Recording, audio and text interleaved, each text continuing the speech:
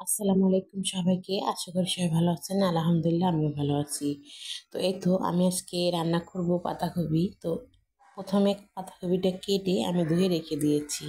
তারপরে এদিকে হচ্ছে এখানে সব মশলা দেখা যাচ্ছে। তো নিচে ছিল মুরগির চামড়ি, হাত, পা, কলিজা, গিলা, মানে সব কিছুই এখানে আছে।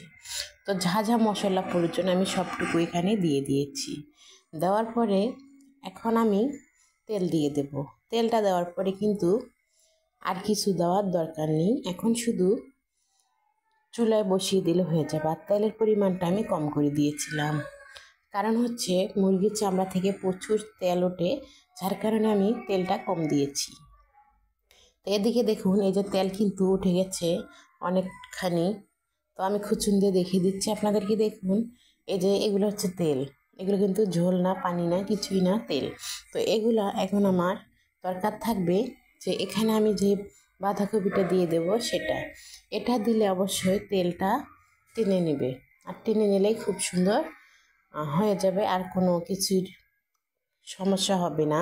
তারপরে তো এই তো এখন আমি সুন্দর করে নেড়ে দেবো কষ্ট করে, কারণ হচ্ছে এগুলো উপরে আর নিচে ছিল আমার তরকারিটা, উপরে হচ্ছে সবজিটা।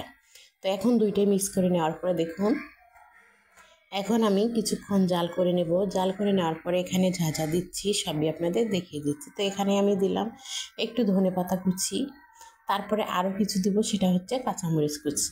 তো এই তো এখন এই দুইটা দেওয়ার পরে এখন আমি শুকনো শুকনো করে কিন্তু জাল করে নেব, কারণ এটা শুকনা করলেই বেশি ভালো লাগবে। আর এই খাবারটা বিশেষ করে খায় যেটা কুমিল্লার মানুষ। তো কুমিল্লার মানুষের কাছ থেকে আমার শেখা, খুবই ভালো লাগে খেতে।